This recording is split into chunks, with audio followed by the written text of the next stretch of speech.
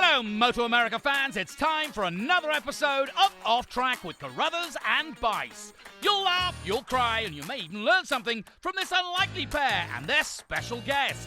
The mic is yours, Paul and Sean.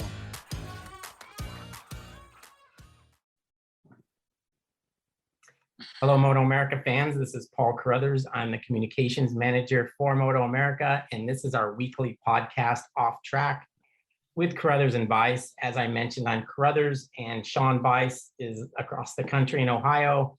He's my partner in crime on these shows weekly. And Sean, this is our 200th episode.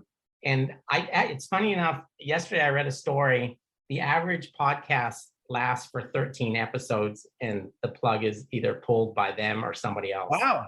So No we are in the top level of excellence as far as I'm concerned. I think you're right. I mean, I can't believe it. I can't believe it's 200. I know it seems like when we got to, I don't know, around 189, 190, it seems like we've done about 40 of them since then. But at any rate, here we are. And, you know, we'll get to our guest in a second, but we chose this guy to be on this episode because I can say this, right, Paul? You're okay if I just reveal this? Yeah, you can say that. He is the #1 podcast we've ever done. He's the most popular podcast. We've had him on a couple of times. I think it was the last one that we did with him that was the most popular. Is that right? Yeah, it was the last one. Yeah. So we're like, okay, when we have the 200th, we need to chase down and get the ever elusive Garrett Gerloff on. I just revealed it, Paul. Sorry. I couldn't contain myself. But obviously people that tune in already know the guest is that anyway. So I don't know why I act like it's a big surprise. But anyway, Garrett is not an easy guy to get a hold of. I don't know if he's ever been easy to get a hold of, but man, he's even harder now. And I talk to the people that I know who can help us with that, including his mom. And his mom did help me. Thankfully, I have a good relationship with her. So usually when I ask her to help me with something, she's good. But credit the man himself for coming on here. And we caught him just before he's heading back over to Europe, I think on Monday, for the next round of the 2022, what do they call it? FIM World Superbike Championship. I think there's a brand involved in there too, but I don't have to worry about it because they don't sponsor our series. So we'll just talk about World Superbike. But yeah, Paul, it's kind of cool. But before we get him on here, let's talk a little bit. We got 2 rounds to go. Big deal coming up, not this weekend, but the weekend after this long weekend that we're having. And it's in New Jersey, and it's coming down to the wire for Superbike, but certainly the championship is going to be decided for the Mission King of the Baggers and probably Super Sport as well. And maybe even Stock 1000. So it's going to be a big weekend coming up. You're excited, I'm sure. Yeah, it's going to be cool. It's the Superbike Championship. There's only 1 point between the two, Gagne and Petrucci. And I actually did a little research because I'm like, that's got to be the closest one we've ever had with 4 races left to go. But in 2015, Cameron Beaubier and Josh Hayes were actually tied in points with 4 to go. We all know how that turned out. It ended up with Cameron in New Jersey, which was the last race of the year that season. Ended up beating. He didn't actually beat Hayes. Hayes won both the races at New Jersey, but Cameron didn't really need to. So he ended up beating him by 4 points, and that was Cameron's first of what would become 5 MotoAmerica Superbike Championships. So it's kind of cool. We actually have. It seems like we have more history at New Jersey for some reason than anywhere else. And obviously because, you know, the championship, it's always towards the end of the championship and sometimes at the very end. And, you know, we get champions that are crowned there. As you mentioned, we will definitely have one of our champions crowned because the Mission King of the Baggers series actually ends at New Jersey next weekend. So that championship will be for sure to be decided. Those guys are only a couple of points apart. It's really down to 2 of them, which is Tyler O'Hara and Travis Wyman. So yeah, it's going to be a pretty exciting and busy weekend for us, and there'll be, you know, some #1 plates handed out by the AMA at the conclusion of it. But it should be cool. Yeah, it's going to be great. Looking forward to it. So now we can change our tune a little bit and talk about World Superbike racing. Although Garrett always likes to talk about MotoAmerica as well because he's a good boy and he likes MotoAmerica. But he's currently, let's see, 12th in the World Superbike Championship. I'm sure he's going to tell us that he hasn't had a very good season, and things could be better, but he's got 6 rounds to go. And as we know, there's always the possibility of turning things around. They go to France next week. Like I said, 6 more rounds, and a lot of things can happen in 6 rounds. And it's the last races that people seem to remember more so than the early ones. So Garrett, I'm sure you're going into, is it Le Mans? Oh, dude, you know how hard it is to hold your breath for that long? You need to hold your breath. I'm trying to be quiet. Oh, be quiet. There's no mute button on here. You don't breathe like Darth Vader or anything. I mean, what's that sound? Just mouth breathing. No, it's not Le Mans, Paul. Come on, dude. Magny-Cours. You don't know this? Magny-Cours. Yeah, there we go. Hey, back in my day, it would be Paul Ricard. So, that's right. Dude, I'd love to go there again. I rode there last year on a stock bike, and that place was pretty epic, especially that straightaway that just goes on forever. I was on the stock bike on the limiter for 5 to 8 seconds in 6th gear. It was crazy. It's funny, the first press introduction I ever did with Cycle News, I was just a kid, 24, something 25, and Yamaha took us to France, and we did some street riding, and then we went to Paul Ricard for a day, or maybe it was 2 days. So that was my first real track experience. So it was a little bit intimidating, but I figured it out. But that straightaway, you could have a cup of tea on the way down there and still be fine to make that. I guess it's that fast ride at the end, but no, it's definitely a cool place. No, it's ridiculous. And around there, that area, that actually would be pretty sick to go ride just the R1 around the streets, around there by the beach and stuff. Yeah, you go down to Bandol, and that mountain road is crazy that goes from the track down to the beach there. Oh yeah. Had my van there. I had my sketchy van from last year, and the brake pads were down to damn near nothing. So they heated up pretty quick, and I had some brake fade that kind of puckered me a little bit a couple times. So well, I have a story from that road, and I wasn't very smart to make this actually happen, but I ended up in a rent-a-car with Kenny Roberts, going from the beach, going from Bandol up to the track, and I was literally petrified. I mean, yeah, he's just getting you warmed up for the racetrack, Yeah, getting that mindset. Hey Garrett, did I see on social media that you have an R1 street bike? I saw you with a black street bike, I thought. Is that right? No, I don't post on social media. And no, I don't have a R1 or anything. I have a scooter. I have an X-Max. I think it was on Facebook story. I'm telling you, I saw it. Maybe you were just with somebody else's bike or something, but it was definitely a street bike. Oh. Yeah, no, okay. Yeah, sorry. That was, I went out to LA, and I was there. I was close to you guys, actually. Oh, that was with HJC, and you didn't call me. I remember. Yeah, I couldn't. It was last minute, and it was a 24-hour turnaround, dude. All right. And I couldn't change the flight because I didn't make them. So anyway, but yeah, we got to go around. We were around the Paula racetrack, around the Palomar, I think. Track. Yeah, Palomar. Yeah, exactly, around there. And it was pretty badass. We did some cool stuff for HJC for some new helmets they got coming out that I'm not going to talk about, but they were super nice. And I got a little bit sketchy wearing jeans out there on some public roads, and it's a rush. I tell you what, I understand why people go out and go fast, on a street bike on the road, because it is a rush. So were you just pretending you were Josh Herrin? I was trying to, but I can't slide it. I hate to admit it, but I can't slide it. I'm gonna blame it on the ABS, but anyway, it's still tough. Are you good, Garrett? Are you good with wheelies on the street? I mean, you got a wheelie if you're Josh Herrin. So do you do that? Oh man, I can. I have in the past. I didn't when I was out there, because the last thing I want to do is have all these nice, expensive cameras around me, and just to get every angle of me looping it out. So I refrained. But there's a video that I have from back in the day. It had to have been 2014, and I was on my dad's FC09, the triple that Yamaha make, and I actually bought it for him for his birthday. Yeah. And I did a wheelie across. There's a road up here in North Houston. It's 1097, and it goes across Lake Conroe.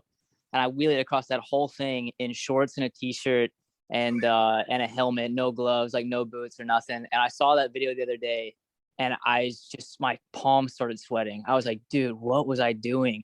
Because I was even more of a squid back then than I am now. And for sure, I was this close to just giving it a little bit too much gas and flipping that thing. And I was just, everything that could have happened, like me just flipping down the road with no gear on, I was like, dude, what are you doing? So anyway, I'm happy to report that my frontal cortex is fully developed now. That's good. Well, so you know whose frontal cortex may not be fully developed. Well, there are a lot of them. But no, your cycling buddy. I think he's still your cycling buddy. Bobby Fong claims he can't do a wheelie, although we see him do wheelies all the time. Have you ever heard him say that to you? No, I haven't, but I did just see him not too long ago out in Utah, of all places. Yeah, we saw you on the cycle, and well, I don't know, does he ever see him do a wheelie on a mountain bike, or he says he can't wheelie. Yeah, again, dude, that's when you're around people that you respect, you don't try to look like an idiot. And I would have looped out a mountain bike too, so I kept it on two wheels, and he did too, I guess. And I saw what you did to Pietri's elbow. Oh yeah. No. I already left by then. I was gone. Because I knew I was there for 3 days, and they were trying to get me to stay another day. I was like, there's no way I'm staying another day, because I know that it's like 3 days is my maximum, and then I know the fourth day I'm gonna go end over end, and so I called it and I flew back home. Good move. That's a good move. Well, yeah, I mean, Paul, that thing he had like a wrap around his elbow. We looked at it, and then he showed us those pictures. And Exactly. What are you in, a slaughterhouse? I mean, what the hell happened there? I could have done without the pictures, actually. Yeah, I don't know. It did look deep and wide. But then I saw a photo of it like a week later, and it damn near looked healed. So I don't know what he's got over there, but it's working. Glued it. He used glue or something. Yeah. Elmer's, a little bit of Elmer's. He didn't even get stitches. He just put glue on it and then wrapped it. And yeah, I was surprised that it looked as good as it did, but maybe it'll fall off when he's old. I mean, when you're old, you don't need two arms, really. No, I can get by with one. Yeah, I just wanted to push you up off the couch. Hey, Garrett, I gotta go back in time here, because listen, I've done this before with you, but since we are racing next weekend at New Jersey Motorsports Park, I cannot forget the first time I ever met you in 2011, when this kid with a short haircut shows up in Super Sport for Chuck Graves at New Jersey Motorsports Park. Saturday, sets the provisional pole. Who is this kid? It was Garrett Gerloff. Do you have fond memories in New Jersey Motorsports Park because of that? Dude, it's like, I can't believe how long ago that was. That was, 11 years ago. Yeah. Yeah, I know the track was a lot better back then. Seems like it gets bumpier every year, and grip goes away a little bit, but yeah, it's definitely a throwback. I've hit my head so many times that I remember being there, but the whole atmosphere and everything, it's just slipping away already. So it's not looking good for me in the next few years. Well, it's possible that first ride you had in New Jersey has been overshadowed by, I do remember that one year. I don't remember what exact year it was, if it was the year that you guys rode the 60th anniversary black and yellow bikes, but you and JD had that whatever it was, coordinated crash in that one turn on, I think it was Caroline Olsen's oil or something, and it was in the rain, right? I mean, that was a weird. Yeah, that wasn't great. That actually JD's bike hit me in the back of the leg, and it tore something and did not feel good. But yeah, no, I do have some good memories. I remember Cameron and I not last year, 2019 on the Superbikes, we had a pretty good race there in race one. And so that's a good memory. I got to ride the Superbike there for the second time at Jersey. That was super cool. Yeah, first race. I won my championship there. One of them, the first one in 16. So I definitely got some good memories there. But to be fair, I got a lot of good memories at most of the tracks I go to, luckily. Yeah, you do. And in fact, let's point out the fact that the round we finish out like we often do and almost always do at, well, we used to end up at New Jersey, but now we're mostly going to Barber to finish out. And we know how you feel about that track, having lived for part of your life in Trussville, Alabama, in that area. We know Barber Motorsports Park is a favorite track of yours. Would that be correct to say that? Yeah, definitely. I love that place, especially since they repaved it. Like, I don't know how it is now after a few years, but it's like, especially the last year in 19 when we were there, it was epic. And I've been pushing super hard, like trying to tell as many Dorna people as I can, like, can we please go back to the US somewhere, anywhere? And I keep saying Barber because I think it would be I think it'd be cool. It's a super unique track. It's got like probably the nicest facility we go to. And it's decently well located for anybody coming from Europe to the US. Like, it's on that side on the East Coast, which is good. What else? I don't know. I need to make like a slideshow or something so I can present that a little bit better, but I think it'd be epic. You remember too, I mean, you've heard Josh Hayes say this. The one thing about that track is it's an absolutely perfect track, but it feels like somebody put it in a copy machine and reduced it in size 75%. Do you think that track's big enough for a World Superbike event? You would know better than us, obviously. Yeah, I mean, I think it is. I think the biggest thing that I hear is the garage situation, which is something that I started thinking about more. And it is true. Like, a lot of the tracks that we go to in the US, they don't have garages on pit lane, which is how every single track in Europe is set up. And even, like Phillip Island and some other places around the world. And so, yeah, it's just something I didn't even think about, that we need the garages on pit lane to be able to accommodate the championship, just how it kind of set up and run. Like Laguna Seca had it, luckily. Coda has it, but not too many other ones do. So I guess there's that aspect. And I think there's something to do with a straightaway minimum that's required, but I don't know. I'm talking about stuff that I don't know about. So yeah, I don't know that it meets all the requirements. Garrett, do you pay attention enough to MotoAmerica? I know you look at the results and you kind of know what's going on, but do you go as far as like when I'm writing a lot of these previews, you still have super sport lap records at some of these places. Does that surprise you? I mean, yeah, I guess it does kind of surprise me, but I'll take it. I'll definitely take it. I mean, but when it was JD and I and like Valentin Devis and I mean, who else did we have back in the day? Like I said, I hit my head too many times, but we had some pretty epic battles, and we were pushing each other like you wouldn't believe. And I got somewhat of a competitive bone in my body, and I don't like getting beat, so it kind of helps to push you even farther than you want to go, and it makes you go fast. Okay, so speaking of getting beat, God, that sounds horrible, didn't it? Yeah, I was about to say. Talk to us a little bit about this year. Like, I don't know if you're frustrated, you're not frustrated. I have a feeling you are frustrated. I can see why. Give us a little catch up on what's going on with you and the championship that you're racing for. Yeah, I'm definitely frustrated. I mean, there's been a lot of stuff that's going on, but I know that I can be higher up than what I've been doing this year. And like I said, there's been a variety of things going on, like in the background, let's say. But yeah, I'm not happy. I'm definitely not happy with my results. And I know they can be better. And slowly but surely we're getting there. There was quite a big change that was made for Most that I can't really go into detail about, but it was something that really helped me a lot and will be on the bike for the rest of the season. And something that I didn't have on the bike in the first half of the season. So, but it definitely is a big step.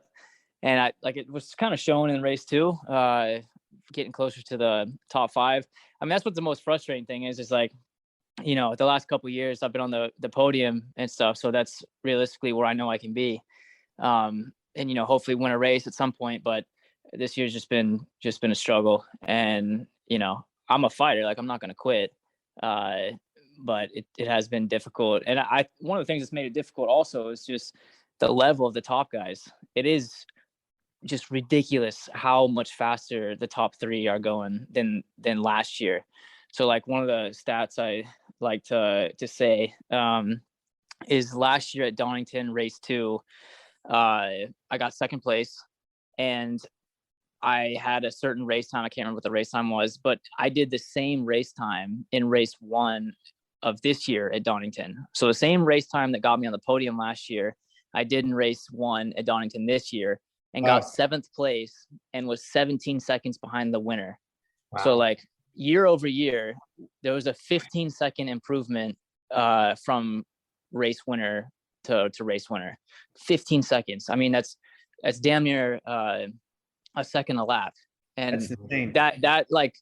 that jump in performance from one year to the next is definitely unheard of. And it's been like that in basically every track we've gone to. It's been like, I think anywhere from 7 seconds to 16 seconds faster than the year before. And yeah, that's also been something that's been difficult to kind of deal with because of other things I've been struggling with on the bike. But anyway. Okay, I think we know each other well enough and we like each other enough that I can ask you this. But when I watch you race, I see that you qualify fairly well, you know, anywhere from 5th to 10th. And I watch you, I specifically watch you because you're our guy, and I watch you lead the start line, and I don't think you're as aggressive in the first couple of corners and even the entire first lap as you once were. Now, we know the issues you had, and it's probably natural that you are less aggressive than you were. But is that the case, or is that just me not knowing what I'm looking at? No, I mean, I'm still giving it my all, and you know, I'm still trying to put myself in positions to make passes and to move forward. But yeah, I mean, it just hasn't, like, sometimes just things just don't work out. They just don't work out. Like, it's not like I'm doing anything different in my head, but just the result at the end of the day, even like in the first couple corners, like I just end up going backwards, and it is like frustrating for sure. But no, I mean, I feel like I'm giving it my all, like always. All right, in Le Mans, I want you to just, Magny course, I just want you to send it in turn 1. Okay? Come on, Paul. Yeah, that's Magny, dude. Magny's got turn 5. Turn 5 is what, like 200 miles an hour to 30 miles an hour. Yeah, that's a good one to send it. To make up ground if you want. All right, just do it there for me. I'll be watching. Yeah. Get the camera up.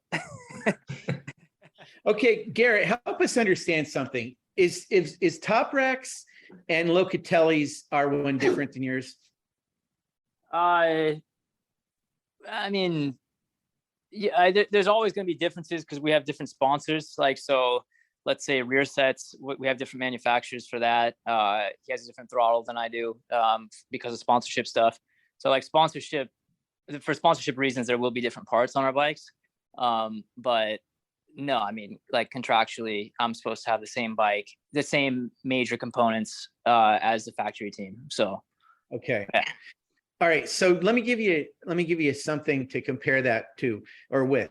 So in our series, and this may have even been the case when you were racing, maybe not actually, because it wasn't Richard Stanboli then, but Richard has this billet swing arm that he crafts out of billet aluminum, and it's something that he keeps to himself. It's on Cam Peterson's bike and Jake Gagne's bike, and Matthew Skoltz covets that billet swing arm like nobody's business. And I think it gets to the point where sometimes he thinks, oh, that's going to be a difference maker for him. And I know he felt that way about the electronics a couple of years ago, and until they finally got the full suite. And I think it did come to pass that it certainly helped him. But in his head, he's got this thing about, if I had that swing arm, I would be doing what they're doing, or that bike.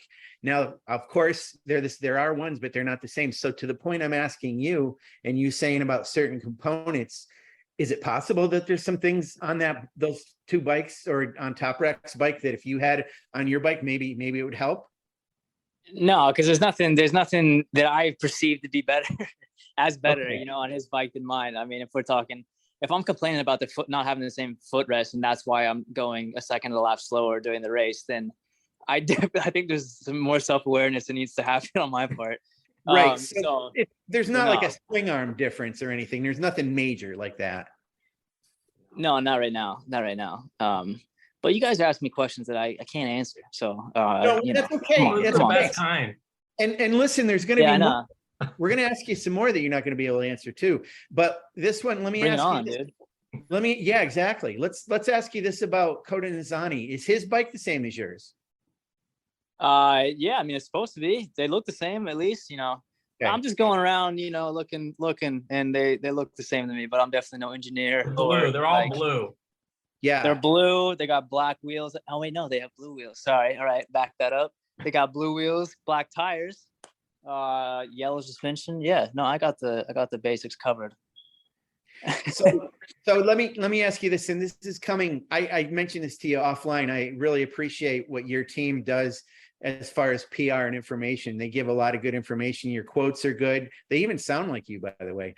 And their photos of you are really good. And I always get them and turn them into stories for the MotoAmerica website and social media. So we like to cover you. It's kind of the situation has worked out where Paul kind of covers, you know, Joe, Cameron, and Sean Dillon Kelly, and I focus on you and occasionally on if Baz does something just because he's raced in our series before. But with that said, and all that information out there, help me to understand something that I gravitate towards, and it's the independent rider status. You were #1 independent rider last year, and I felt like that was a big deal. This year, I know that Alex Bassani is doing a really good job. Is independent rider, #1 independent rider, important to that team? Is it important to you? Does it mean something in the grand scheme of things? Yeah, definitely. I mean, you know, everybody's out there trying to do the best they can, and every team has something that they want to prove. Obviously, the factory teams, they have that support from the factory directly, but also us, we have a ton of support from Yamaha, and Filippo, my team owner, he's the man. He has so much passion for racing, and you know, we also have the independent podium on for the races and stuff, and that's definitely where we want to be. I mean, if nothing else, like we want to be right there as best independent team during the race, but also, you know, at the end of the year. And I was happy to be able to give that to them last year through everything. And yeah, like this year, I mean, I know we can be getting on that podium more at the very least, but yeah, just been tough, but that's where you get motivation, you know. Things aren't going your way, just should fire you up to work even harder. Well, it seems like the dynamic in your team is really cool. It seems like, you know, all those people are really good from the PR person, like I said, all the way down through. And yeah. No, I love those guys. Those guys are the best. Like, dude, we've been through a ton. We've been through like a bunch of highs and a decent amount of lows, and like I feel support from them all the way. And you know, I try to give back to them as much as I can with well, not just results, but just anything that I can do. I definitely consider all of them to be my friends and stuff, and showing up to the track and seeing those guys like faces and stuff. It's it always is like brightens the day, you know. So yeah, and I want to give them the best results I can, and so I was happy to at least get that independent championship last year. Yeah, and that's the thing, because, you know, I know it was like that back here in the States in MotoAmerica. You were in a family and had been for a long time, and you seem to be in that kind of family atmosphere now.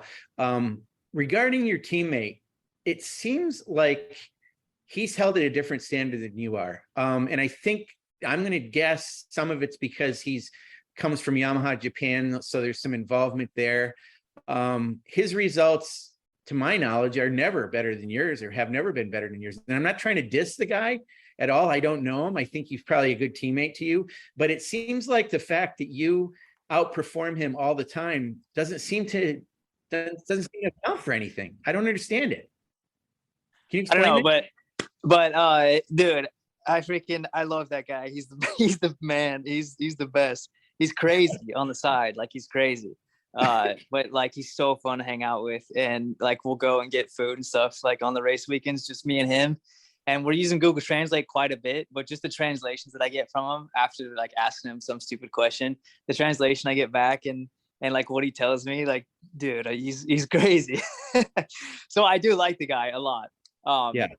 but dude, he starts like JD Beach. Like he can get the best start of everybody on the grid, like every time. And so it doesn't matter how far up on the grid I am compared to him. The guy's passing me in turn one, or he's right behind me, like on the first lap. And yeah, it definitely annoys me sometimes, but no, he's a good dude. Yeah, he seems to be. And I didn't know if the language barrier was tough for you. And I've heard you say before about him. And I know how that's got to be tough for him. He's been on the team for a couple of years now. So that's good to hear. And I know you always had an interesting dynamic with JD. You guys were close and teammates, but you know, you used to drive each other crazy every once in a while on the track. And it makes sense. The first one you want to beat is your teammate. So that's understandable, but it's good to hear about the culture within that team and how that feels. So with that said, I'm going to ask you a question here. I don't speak Italian. I can't read Italian. The translations on the internet are not real good, but I did hear from a very close friend of mine who Italian is his first language. And you know him too, Garrett, quite well. He used to work with you a lot. And he has told me that he has read in the Italian press that you're going to a Kawasaki team next year. And I said, not Pedercini. He goes, no, Puccetti. Can you confirm or deny, as they say in the media? Oh man, all I know is that Italians, they do like to talk. You know, they do like to say stuff they don't know. Right. But no, I can neither confirm nor deny. That is an interesting rumor, though. It's not the only rumor that I've heard going around. But that's why I love my manager, because I just throw everything to him and I say, hey, don't bother me, because I'm trying to focus on what I'm doing. And he says, no problem, and comes to me every once in a while with details about what could, or, you know, what might or might not happen. So my manager knows a hell of a lot more than I do. But like I said, I'm happy with what I'm doing, with where I'm at. It's been getting better, and I do like my Yamaha. I'm not gonna lie. Well, I mean, think about how long you've been involved in Yamaha. Longer than you were a professional road racer. You raced a Yamaha even when you were an amateur, I believe. I know you had a Morawaki, for a while, but you were a Yamaha way back. Been a Yamaha guy since 2011. So it's been 11 years. And that's right. You were in Weir that year before you went to. That's right. It was earlier that year. You were on a Graves bike before you turned pro at New Jersey. Gotcha. So it was 2011. Long time. It's a family. Your team's a family. It would be pretty shocking. So my question to you is, with regard to having conversations with your management, do you give any kind of a nod or a discount to the family, so to speak? Does Yamaha get an inside track on this stuff? A nod or a discount? I'm using a phrase. So let me tell you what this is. I should have told you this. I'm also football fan. So in free agency, some guys will go into free agency and they'll get an offer from another team and they'll say, no, I want to stay on this team, so I won't make as much going to it as I would go into a different team, but I like where I am. I'm going to stay where I'm at. So they call that sometimes a quote family discount. In my question is, like, do you weigh heavily into it the fact that you're kind of been with Yamaha so long? That's really what the question is. Gotcha. I mean, how long is it for common law marriage? Is that 7 years? I think it probably is. Most things are that 7-year statute of limitation. Is it statute? All right, 7 years. Well, we've been together for 11, so it looks like we're gonna be stuck with each other for a while now. How's that for an answer? You just made my wallet tighten up. You guys are training me pretty well to be a politician one day. Good. So you're probably not gonna tell us that the rumor of you coming back to race baggers is true either, then. Well, I mean, try me, bro. I mean, I was with Bobby Fong earlier this month, and we did talk for quite a bit. So you never know. You know what we call him now? Bagger Bob. Bagger Bob. Yeah, and it's gained some momentum, and I think it's going to stick. So make sure you use that one. He told me that he's got a special item of his that he keeps in one of the bags on the back. I don't know if you guys happen to know what it is. With him, I wouldn't even want to guess. No. Yeah, you wouldn't tell me, so I can only imagine. But I'm just leaving it out there for everybody to think about. We'll have to sneak a look. Yeah, you're gonna have to pop one open. I wonder if it goes through tech like that. I don't know. I just wouldn't want to have an X-ray machine. I don't think to actually see what's in there. Well, you know, Anyways. I do know one of the bikes actually has a stuffed toy of a taco in it, and it's the Indian. Because I think it might have been his crew chief that showed it. No, what am I thinking? That was SNS. That's Tyler O'Hara's got that in his bag. So who knows what they carry in those damn things. So I don't know, but that could go a couple different ways. yeah, well, you are right about that. Garrett, this is a question I have for you that isn't, well, sometime in your career, let's put it that way. And I'm not talking about next year. You got a lot still going on and all this. Would you ever come back and race in MotoAmerica, or will it depend on how things go and what happens? I mean, do you ever miss MotoAmerica? Dude, yeah, I miss all you guys. Like, I miss being at the track. I miss being around, you know, other Americans sometimes. You know, it happens. And I miss the tracks that we used to go to, like that whole family. Like, for sure, I miss being in MotoAmerica. And yeah, I love motorcycles. So if I have an opportunity to ride somewhere, whether it could be anywhere, I want to be on a motorcycle as long as I can. So if it's here for a couple more years, if it's back in MotoAmerica, that'd be sweet. I actually went to a BSB round not too long ago at Brands Hatch, and that championship looks pretty wild, especially with like the rules they have, no TC, and the Right. tracks that they ride look ridiculous. So I mean, that's cool. Maybe one of these days, like do a couple rounds at BSB, something like that. But no, I just want to keep riding as long as I can. Well, listen, if you go anywhere, go to Cadwell Park and jump the mountain, because that's all. I mean, that thing's ridiculous. I saw it. I saw Top Rack and Locatelli. They were there. Yes. I don't know if Locatelli jumped it, but Top Rack jumped it. And everybody was. I mean, it is pretty wild, for sure. And there must be like some dynamic to it that makes it even weirder on a street bike, because nobody could believe that he jumped it after 3 laps. And I mean, Yeah, it's nuts. Yeah. I ride motocross. I just rode motocross today, and like, I don't know, you just jump it. But I could be wrong. There could be something to it that makes it way weirder on a street bike. I don't know. But I'd love to go one day and check it out. Garrett, what did you do to your leg, and are you okay now? From earlier this year? Yes. Yeah, so at Estoril, I had a crash, a weird one. So like normally when you high side, you land on your back for the most part. That's been my experience. But I had a high side around the last corner, which is third gear, going like 100 miles an hour at least. And I landed on my hands and my elbows and knees, and I was going kind of perpendicular with my direction of travel to the track. And so when my knees and elbows touched down, I had like my knee protection rotate, and the leathers opened up a bit because like obviously the protection rotated and I was on the seams instead of like where it should have been. And I just had a hole ground down in my knee, down to the bone, so that you could see like the kneecap and the side of my femur a little bit. It wasn't like crazy big. I'm looking at it right now. It's probably the size of like a $50. But it was definitely deep and didn't feel great. But they wouldn't let me race because of an infection risk, Right. apparently. Even though I was taking like antibiotics and stuff. So I don't really know. I was hoping that I could go out there and like try at least, because that weekend started off pretty well. But yeah, in the end, I wasn't allowed to. So, but it's a good looking scar right now. But it's okay now. I mean, the joint's okay. You don't have any issues.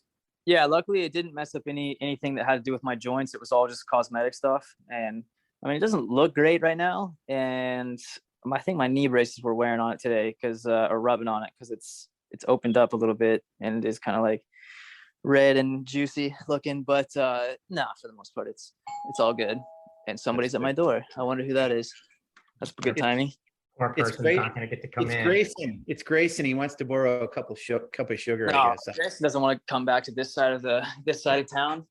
My brother, he moved out. He's in High rent district now? What's that? Is he in the high rent district now? Yeah, no, he moved up big time, doubled. His house is sick. His house is super badass that he got with his girlfriend. And now it's just old me here in in the crib by myself talking to you guys now. So really been a downgrade. Yeah. Talking to us is a Especially talking to downer? us. Huh? Talking to us is a downer? No, not downer, downgrade. It's a downgrade. He could Yeah. be talking to other people much better than us. I don't know what's worse. No, I dude, don't know. my brother's kicking ass. My brother's he's doing badass. He's working at this place down here in Kingwood, Texas, for anybody that wants to know. Working at this place called Kenneth's Car Care, and he's 25. I think he's been working there since he was 23. But he's been the manager of everything there, all the employees. I think there's like 30 employees. And he's been managing it for 2 years, and they have like upped their like every month they're making like, I don't know, way more than they used to. I think they're making like 200,000 a month right now in profit, and before they were like negative most of the months. Wow. So for my brother being only 25 and having managed for the last 2 years and turned it around like he did, I'm super impressed, and I definitely couldn't have done that. So props to Grayson, he's killing it. So he's the smartest of the Gerloff boys. 100%. Look at me. What do you Look mean? at me. Is Look it at me. even a question? Okay, speaking of looking at you, Yeah. I when I saw the photos of you on social media before the season started, I had to like get other glasses. I had to like show somebody else. I had to restart my phone because I thought I was being duped by Photoshop, right? How did you turn yourself into Arnold Schwarzenegger so quickly? That was nuts. Well, I definitely am not good at Photoshop, but I do know people that I paid to do that. So no, I don't know. I was really annoyed with stuff that happened last year, and I needed something to do, and that was kind of what I did. Is I just tried to torture myself as much as I could over 3 months, and I ended up in a pretty good place. And like I've actually been able to maintain it pretty well, which I'm happy about. So I just like tinkering with stuff, including me. So yeah, it's like, whether I'm at the kart track riding my R3 or at the motocross track, I like messing with suspension or geometry, stuff like that. Same thing when it comes to nutrition and diets and stuff. So I've definitely been around the block, tried a ton of different diets over like the last, I don't know, since like 2015. I've kind of been interested in it my whole life, but 2015 is when I really started tinkering a lot. So like I've tried a bunch of different stuff. I've tried being vegetarian before. I've tried like doing paleo diet. I've tried ketogenic diets. I've tried what else? I did carnivore for like a month.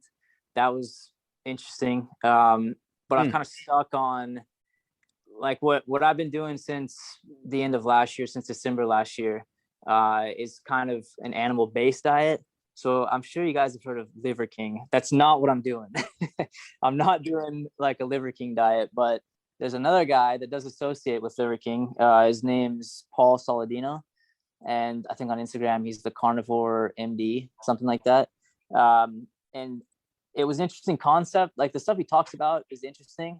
And, I'm not a scientist or anybody to back it up. So I have no idea, but it just kind of made sense what he was talking about. So I decided to try it out.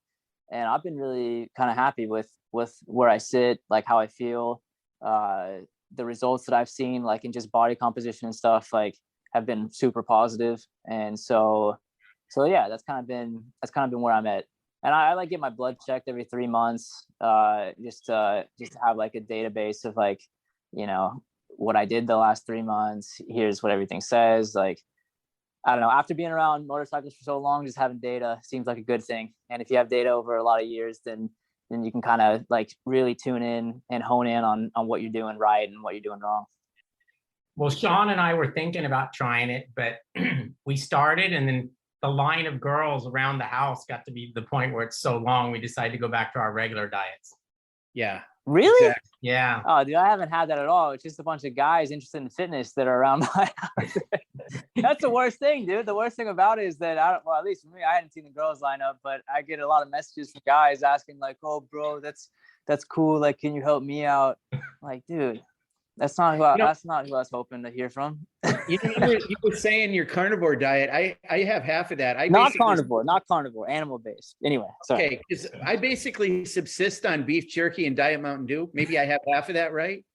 Half of it, I would say, is pretty good. You just got to cut out the beef jerky. Oh, really?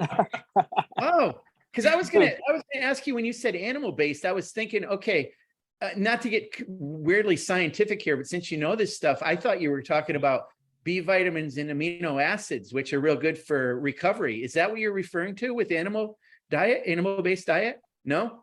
Well, I mean, I was just thinking that animals live in the mountains, so you can't cut that out. Where are they going to live? Oh, I see. No, I don't know. Look, I'm dumb. I'm dumb. You live like an animal. No. I'm dumb. I just listen to people that seem to be smarter than me. And so if you guys want any info, I'd go check out their stuff because they actually know what they're talking about. If I just repeat it, I'm going to repeat it wrong and it's going to probably not look as appealing. So I don't know the science behind it, but I like the results that I've gotten and I just stick. The thing is, it's like red meats, basically. So that's kind of the foundation, let's say. And it has something to do with like, you want to eat red meat from an animal that has more than one stomach. Don't ask me why, I don't know. So there's like, so there's that aspect. So that's like cows and stuff like elk. And then there's like raw dairy, which seems to be a big part, raw honey, white rice can be every once in a while, which I do because I like some kind of grain or like, I don't know. I can't just do like meat, fruit, honey, and milk. I need something. So I have white rice every once in a while. But yeah, that's kind of it. No vegetables. So no more sweet potatoes? No sweet potatoes? I think sweet potatoes could be a part of it, but I haven't had any vegetables. And like I said, I do get my blood checked every 3 months and everything looks primo. So, I mean, I don't know. Maybe there's something to what the guy's saying. It does kind of make sense because in the animal kingdom, in the natural world, like everything has a way to defend itself, let's say. So animals, for the most part, some of them have poison and whatnot, but like the ones that I eat specifically, like cows, elk, stuff like that, the way they defend themselves is something they do physically. So their size or antlers, something like that. But plants, the only way they can defend themselves is from the chemicals that they produce to stop or to persuade animals not to eat them, let's say. So an animal eats a plant, makes them feel horrible, more than likely they're not going to go back and eat it again, let's say. And so yeah, so if you like overload on plants, let's say you eat a lot of vegetables, I guess what the guy says, the potential to like have all these different plant chemicals that are trying to get you to not eat them, build up in your system, yada yada yada. I don't know, I'm kind of talking out of my ass right now. But yeah, I guess that could be a negative. And yeah, I don't know. So my blood work looks good, I feel good, so that's all I really need to know. Well, all I know is when I have a salad, I make sure there's no poison ivy on it. So, that's probably good. I don't think it'd affect me though. I used to go with Cameron Bove all the time, riding mountain bikes and stuff. And every time, I swear, he would get poison oak or poison ivy. I remember that. Yes. He'd be covered in it. And I would follow him right through whatever he was riding through. And I'd like, dude, what's wrong with you? Like, I'm fine. Once you get it, you're more susceptible to getting it again. So that's probably his deal. So I'm going to stick to what I do. I ride my bicycle. I do 100 push-ups every other day, and I drink beer. That's a hell of a program. And I'm old as you know what. Yeah. Yeah. Shut up. Heard that. Seen that. Hey, Garrett, I got a couple questions for you. So, well, first of all, back to real quick about Grayson. Does he still is he same girlfriend? Yeah, dude. I think they've been dating for over 10 years now. So going back to common law marriage. All right. Well, good man. I'm glad he's hanging. Yeah, they're both doing good. Actually, Lauren, his girlfriend's doing really well. She's got an awesome job working from home, making bank. They're both making bank, dude. And good. So I'm feeling pretty left behind. Good. Well, no, let him carry. It's all good. Yeah, no, okay. Here's the thing: is that Grayson lived with me in this house for 5 years, and I tried my damnedest to get him to pay rent. He never would. And so he got 5 years basically rent free. So I have that in my back pocket for when, inevitably I'm going to end up on the street one day. And so when that happens, at least I know I have at least 5 years of rent free living with him because he owes me. We've always got a bag for you here, Garrett. Oh, dude, I appreciate it. Thanks, man. Oh, also interest and inflation. So let's make that 6 years and 2 months. There you go. Very good. You guys see now don't say you're not smart, because listening to you do rip that off. Plus, I also learned something from you today. And I think you were talking about that track in the Czech Republic that I thought was called Most, but did you say it's called Moth? Most. Okay. Most. Okay. So I don't know. I just go off of how other people say it. I'm like, all right, I'm not gonna be the only guy that says it different. So he's right most of the time. I think there's a chance you got it right if you're saying it the way everybody else is.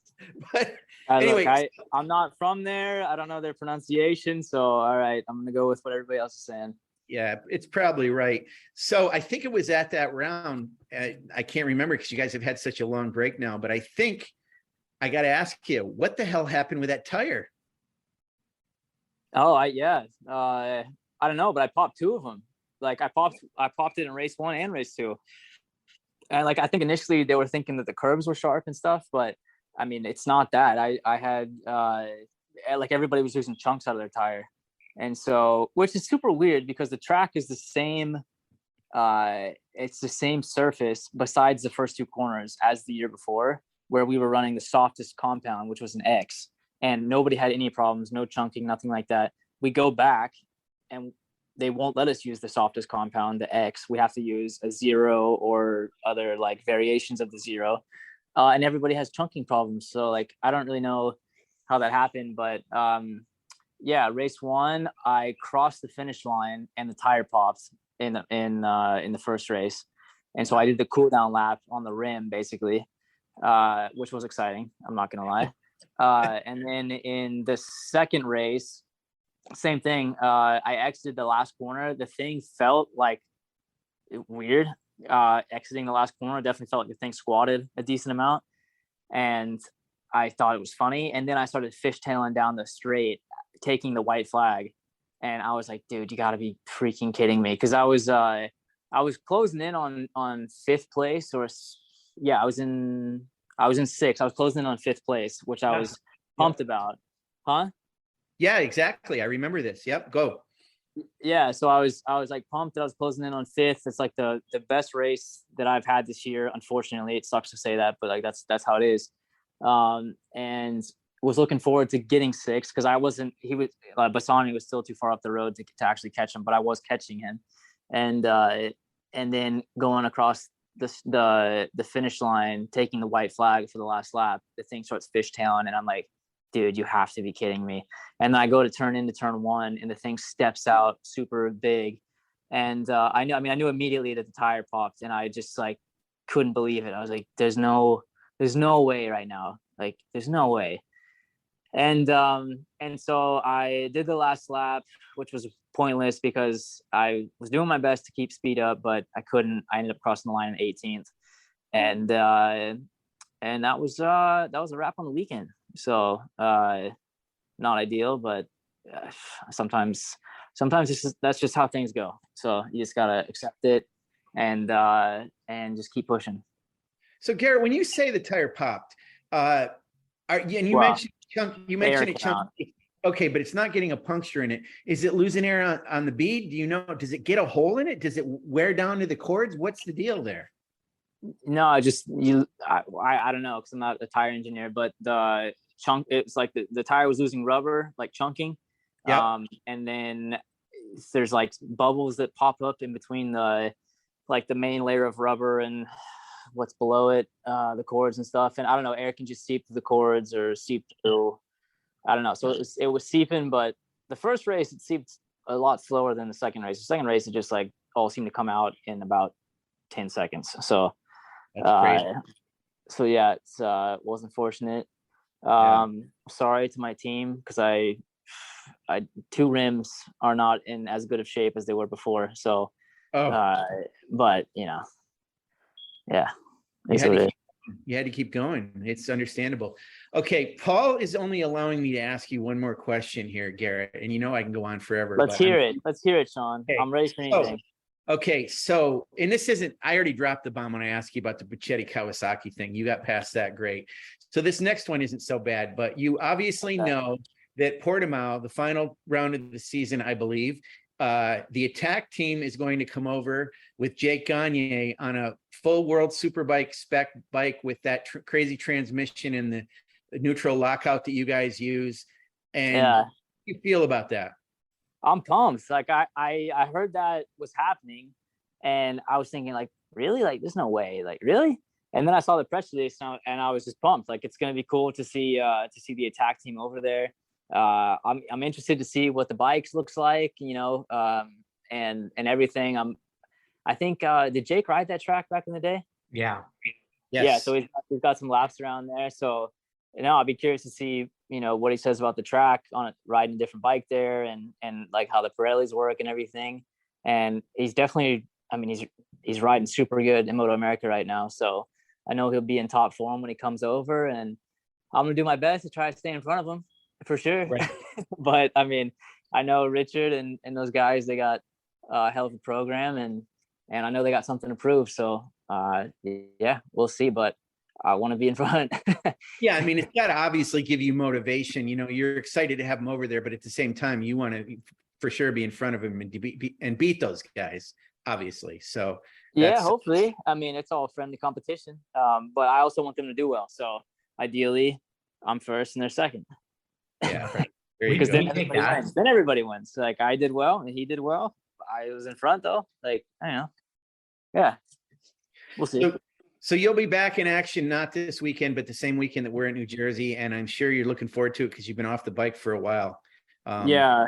Looking forward to it a lot. Been trying to ride as much as I can here, just like riding motocross and stuff. And that's been good. But yeah, I fly back Monday, like you said earlier. And then I basically leave Wednesday to drive to the track 6 hours. So gonna be a quick turnaround.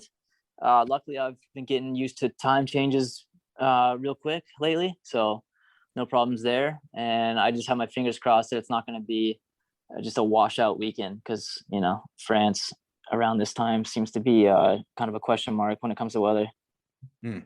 Wow. Okay, Garrett. So good luck to you there. And like I said, we'll be in New Jersey. And thanks for being on with us. We appreciate it. You're, like I said, you're pretty elusive these days, but I'm glad to know that you still want to spend some time talking to us. And you gave us a lot of really good insights today. Paul and I always enjoy talking to you. So thanks for that. And I'm going to wrap up by saying to the fans, so we'll be at New Jersey, as we mentioned, and then we have a week off, and then we'll be at Barber. But for those two last rounds of the season, we hope to see you there at one or both of them for sure. New Jersey, the ticket sales we've heard are very brisk this year. Obviously, we're wrapping up King of the Baggers. It's their last round and race of the year, and probably some other classes are going to be decided too. It looks like Super Sport may wrap up, possibly Stock 1000, but there's still races that are going to be decided, including the main one, which is the Medallia Superbike Series, which is probably going to go all the way to the final race at Barber. So it's an exciting season for us, and we're excited to bring it to you, and can't wait to see you guys at the track and come and talk to Paul and I. We love it when the fans come up and say, hey, we listen to your podcast, and we always appreciate that. So again, thanks, Garrett, and Paul, we'll talk to you. Okay. Thank you, Garrett. No worries. Thank you, guys. Be Peace safe. out. Bye.